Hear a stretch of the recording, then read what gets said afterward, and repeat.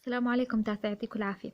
تاسع بدنا نروح على student book page 33. خلينا نروح على التكست اللي هو China's move to the megacities. Okay, so open your book page 33. خلي اليوم عنا reading.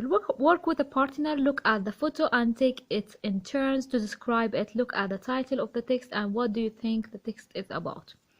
اوكي، بحكي لنا هون look at the picture وشو بتعتقد انه التكست بيحكي عن شو. خلينا نقرأ احنا النص وبعدين بنشوف read the text and check your predictions. ignore the gaps in the text. هسه في عنا gaps اللي هم فراغات، بدنا ignore معناها تجاهلهم، يعني خلص خلينا نقرأ التكست ونشوف عن كل شو وحدة بتحكي، بعدين نعبي الجابس من الجمل اللي تحت. اوكي، العنوان اللي هو China's move to the mega cities. China's move اللي هي حركة الصين إلى الميجا cities اللي هي المدن الكبرى. ميجا cities معناها المدن الكبرى. move هون معناها حركة. China's move. اوكي، خلينا نبلش بالفقرة الأولى. Yes, an important transformation has already begun and it looks like it will continue for years to come. بحكي لنا إنه في important transformation اللي هو تحويل أو تحول مهم بلش أو بدأ and it looks like it will continue for years، وهذا الشيء التحول راح يستمر لعدة سنين. Okay, China is a country where the population is in movement. China الصين هي دولة where the population السكان population معناها السكان is in movement، يعني في حركة، هم في حركة. okay, population معناها سكان in movement يعني هم لا زالوا في حركة. خلينا نشوف شو قصدهم. but they are all moving in the same direction from the country to the city. شو يمس قاعد بيصير في تشاينا؟ انه قاعدين البوبيوليشن السكان بتوجهوا انهم يعيشوا في السيتيز المدن. so هم قاعدين بينتقلوا في نفس الموفمنت الحركة اللي هي same direction نفس الاتجاه from the country to the city، بيروحوا على المدن. at the moment less than half of the population of China lives in cities. بحكي لنا انه في هذه اللحظة لحد هاي اللحظة أقل من النصف تقريبا من السكان الصين، أقل من النصف بشوي lives in city وين بيعيشوا في السيتيز بالمدن. but that situation is changing and it is changing fast. لكن هذا الوضع situation is changing قاعد بتغير and it is changing fast وقاعد بتغير بسرعة. اوكي، خلينا نشوف paragraph number B. but industry is growing. industry معناها ايش؟ اللي هي الصناعة. is growing تنمو so fast تنمو بسرعة that there is constant need for new workers in the city. شو اللي بيصير؟ انه الصناعة قاعدة بتنمو بسرعة وهذا بيصير في عنا حاجة دائمة. constant معناها دائم. need حاجة دائمة for new workers لعمال جدد in the city في المدينة. in factories في المصانع. construction sites المواقع البناء. shops المحلات والoffices المكاتب. at the same time life has become difficult for those living in the country. في نفس الوقت الحياة بتصير أصعب لمين؟ للناس اللي بيعيشوا في الكونتري في الدولة. ليش؟ لأنه صارت الناس تروح تتوجه تعيش في المدن. The traditional way of life is not so easy to follow anymore. صار ال traditional way الحياة التقليدية يعني النمط التقليدي للحياة ليس بالسهل إنه يتبع بعد ذلك لأنه الناس صارت تنتقل. Until recently there was no need to build such enormous cities in China. يعني حاليا ما في يعني لا يوجد حاجة لأنهم يبنوا enormous cities مدن ضخمة في الصين. اوكي، enormous cities لمدن ضخمة. but now there is an urgent need to build. قبل ما كانوا يبنوا مدن ضخمة في الصين لكن الآن صار في أن urgent need اللي هي حاجة طارئة urgent to build big talls and fast، يعني إنهم يبنوا مدن كبيرة وتول طويلة يعني بنايات طويلة وفاست بشكل سريع. اوكي، لانه صار في تزايد في عدد السكان عندهم خاصة السكان اللي بينتقلوا للمدن. شنغهاي اللي هي مدينة مصرية او مش شنغهاي اللي هي شنغهاي او I think زي هيك بتلفظ. شنغهاي had none in 1980 سوري، اللي هي هاي مدينة مش موجودة في الصين، ما فيها حدا، كان تقريبا مو كثير في من السكان في عام 1980. since then لكن الآن they have built twice as many as in New York. تخيلوا بنوا تقريبا مدن، ويعني مدن يمس احنا لما نيجي نحكي مدن يعني بنايات ومطاعم ومكاتب وكل شيء. اوكي، twice as many as شو يعني twice as many as؟ يعني مرتين أكثر من نيويورك. few Chinese people القليل من الناس الصينيين live in detached or semi-detached houses. قليل من الناس الصينيين بتقدر تلاقيهم انهم بيعيشوا في الديتاتشد اللي هي المنازل المنفصله او شبه منفصله، كلهم بيعيشوا في فلاتسيمس اللي هي الشقق، لانه عدد سكان كبيره فبيبنوا ناطحات سحاب عشان تكفي الناس. So many large blocks يعني معناها شقق or flats have appeared in the suburbs of these new Chinese megacities to accommodate the new arrivals. So بحكي لك الكثير من شقق، اوكي، يعني مثل العمارات اللي بيكون فيها شقق، اوكي، appeared وين ظهرت في السبربس الضواحي الموجودة في هاي المدن الكبرى الصينية، حتى انه to accommodate. شو معنى accommodate؟ اللي هي ايش؟ تستوعب، حتى تستوعب مثل new arrivals اللي هم الواصلين الجدد، يعني الناس اللي بلشت تنتقل. but this has led to crowded conditions، لكن هذا الاشي خلى في عنا crowded conditions اللي هي أوضاع مزدحمة في المدن such as تيانجن كمان where over 10 million people live. في مصداحية تيانجن موجود فيها تقريبا 10 مليون شخص بعيش فيها. or in Shanghai itself، حتى نفس شنغهاي تقريبا which has a population of over 22 million. تخيلوا قديش عدد سكان هاي المدينة، 22 مليون. اوكي، خلينا ننتقل إلى D. To get to work، حتى تروح إلى العمل there is a rising need for cars. صار في عنا حاجة مرتفعة، rising يعني مرتفعة، يعني ازدادت الحاجة للكارز للسيارات. consequently car sales have risen massively and the Chinese car industry is now a rival to the American car industry. شو بحكي لنا هون يمس؟ انه بالنتيجة لانه صار في عنا تزايد على السيارات، car sales اللي هي مبيعات السيارات ارتفعت بشكل massively، بشكل كبير جدا. and the Chinese car industry، وصناعة السيارات الصينية is now الآن صارت rival to the American car industry، صارت منافسة لصناعة السيارات الأمريكية. so rival معناها منافس، أصبحت منافسة. This is in turn has made it necessary to build new motorways. وصار كمان من المهم أنه من الضروري أنه نبني new motorways اللي هي طرق سريعة جديدة، motels اللي هي الفنادق الصغيرة and shopping centers ومراكز التسوق. changing the traditional landscape forever. إيش راح يصير في عنا؟ تغير للمنظر التقليدي للأبد. landscape معناها منظر أو مشهد. أوكي، آخر فقرة as they increase in size. يعني بينما إنه في بيصير عنا increase زيادة بالسايز بالحجم، they eat up historic old buildings and invade the quiet village nearby. شو قاعد بيصير يمس؟ قاعد بيصير في عنا تزايد في الناس اللي بتنتقل على المدن. كمان صاروا إيش؟ يزحفوا لوين؟ لعند إيش؟ الquiet village nearby اللي هي القرى اللي بتكون قريبة الهادئة. فصار في عنا invade زي غزو، بلش إيش؟ السكنات والناس اللي تسكن صارت تقرب لهاي القرى. Luckily China has decided to invest money in clean energy. لكن لحسن الحظ إنه China has decided to قررت إنه invest تستثمر مصاريها في clean energy اللي هي الطاقة النظيفة which should help to limit the impact of the environment. يعني صاروا يستخدموا مصاريهم أو يستثمروا في الكلين energy، إنهم يستخدموا طاقة الكلين انرجي النظيفة، مش قصدهم يعني يستخدموا الطاقة الشمسية، طاقة الرياح، يعني عشان ايش؟ which should help. شو بتسوي هاي الطريقة؟ limit تقلل او تحد من ايش؟ impact تأثير على البيئة، لأنه لما يصير في عنا عدد هائل من السكان وعدد هائل من السيارات بيصير عنا كثير pollution تلوث، فهذا بيأثر على البيئة. But nearly 50 Chinese cities have passed 1 million inhabitants in the last 20 years. بحكي لك إنه nearly تقريبا 50 مدينة صينية وصلت تقريبا 1 مليون من السكان في آخر 20 سنة. يعني كل تقريبا مدينة صينية تقريبا عدد سكانها 50 مليون ساكن في ال20 سنة الأخيرة. and they continue to grow today. والآن قاعدين بيزدادوا كل يوم. the future consequences of these enormous changes are still difficult to predict. بحكي لنا إنه the future consequences نتائج المستقبلية، شو بدي يصير في المستقبل، are still difficult to predict. من الصعب إنه نتوقع شو بدي يصير both for China بالنسبة للصين and for the whole planet بالنسبة للكوكب كامل the whole planet.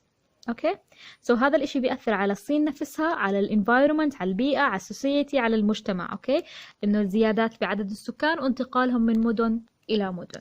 اوكي، خلينا نشوف هسه يمس الجابس اللي من الفراغات نلعب بهم بالجمل التالية. Number one, living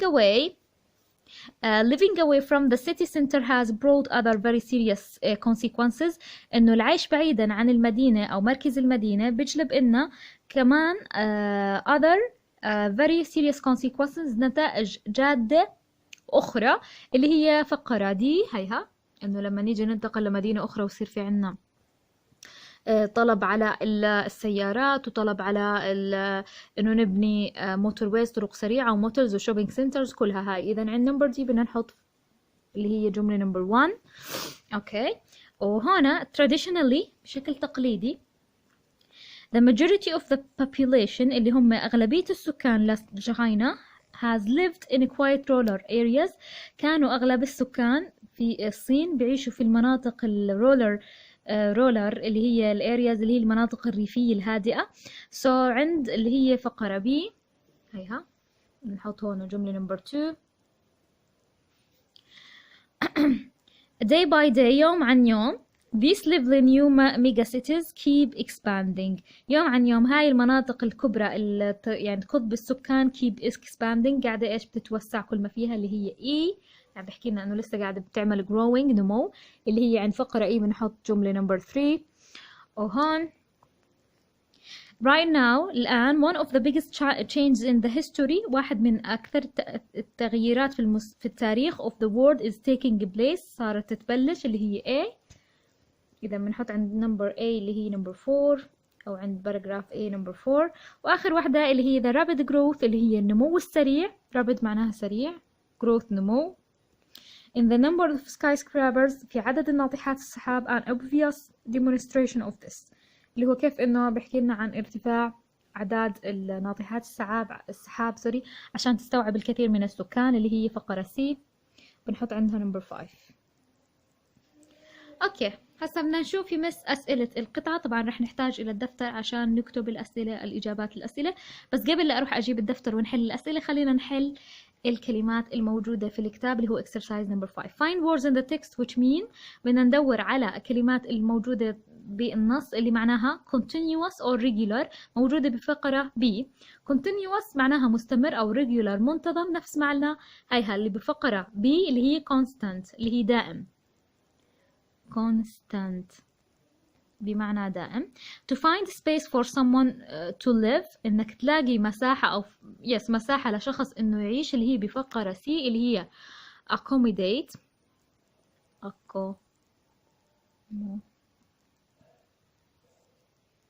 بمعنى يستوعب. going or gone up او gone up اللي هي بفقرة D اللي هي rising اللي هي يرتفع. the appearance of an area of land اللي هي appearance مظهر المنطقة أو الأرض اللي هي landscape، موجودة في فقرة landscape اللي هو يعني المظهر أو المشهد أو المناظر الطبيعية.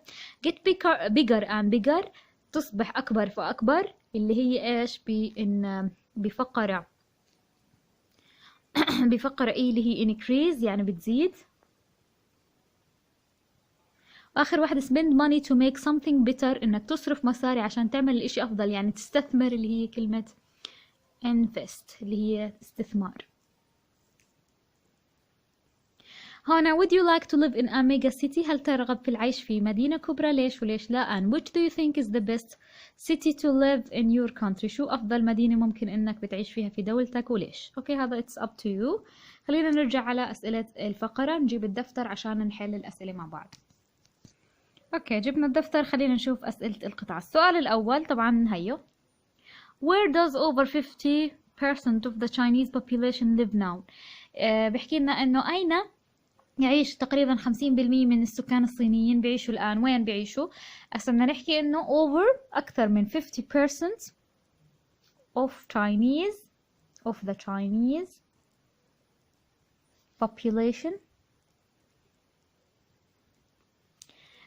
lives in، وين بيعيشوا؟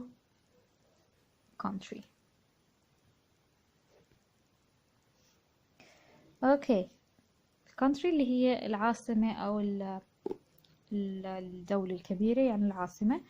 question number 2 and why are Chinese cities growing، هيها why are Chinese cities growing؟ ليش إنه المدن الصينية قاعدة إيش بتنمو أو قاعد بتزيد فيها السكان؟ because there's a need for new workers and life in the country has become more difficult than before. يعني ليش صار في عنا رغبة في إنه يزيدوا عدد العاملين فيها، كمان إنه شو كمان يمس في صارت الحياة أصعب من قبل، فبحتاجوا كثير عمال، بحتاجوا كثير للمصانع whatever. so شو بنكتب هنا؟ إنه are growing because there is a need، يوجد حاجة لمين؟ for new workers، لعمال جداد، and life in the country، الحياة في العاصمة شو مالها؟ شو صارت؟ has become more difficult، has become more difficult than before، مش زي قبل يعني، فصار في إيش growing، نمو.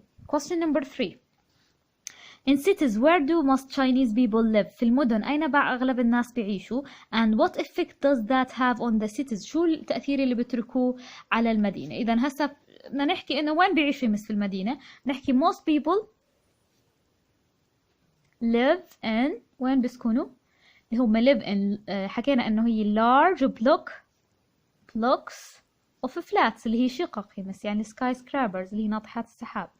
اوكي طبعا هذا شو بيعمل عنا شو التأثير؟ هو سألني لنا كمان بالسؤال انه شو تأثيره. that led to، هذا بيؤدي الى crowded conditions، هي موجودة في الفقرة، ما جبته من عندي بس موجود بالفقرة.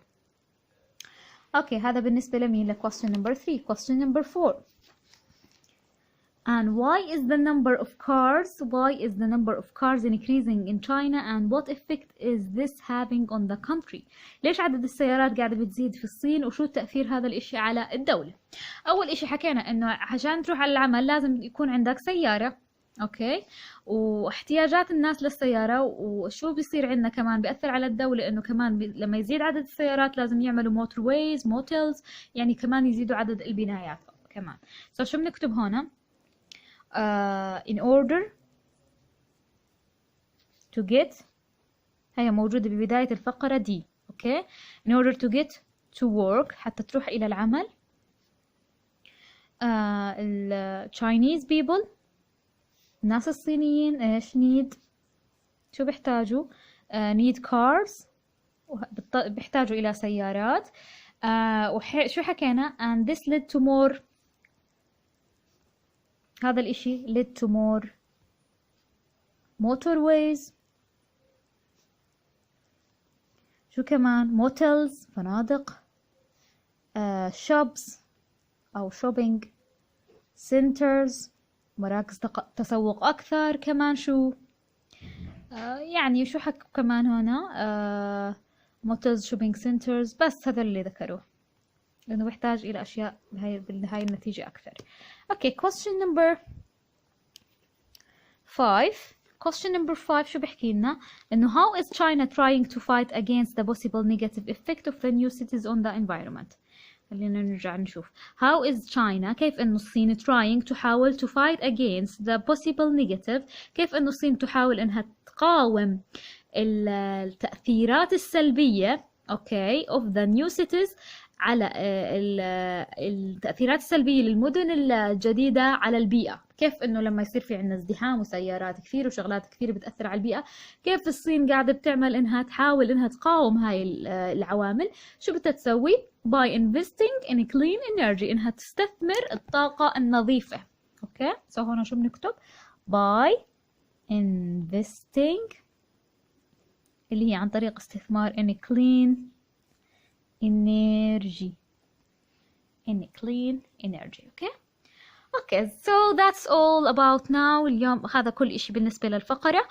بتنقولوا يمس كل شيء حطينا على الكتاب من كلمات، من يعني من توصيل أو كلمات، معاني كلمات سواء بالعربي أو بالإنجليزي، والأسئلة برضه بتحلوهم على الدفاتر لأنه ما في مجال تحلوهم على نفس الكتاب، وكل شيء بتحملوه بس ابعثوا لي على التيمز ويعطيكم ألف عافية.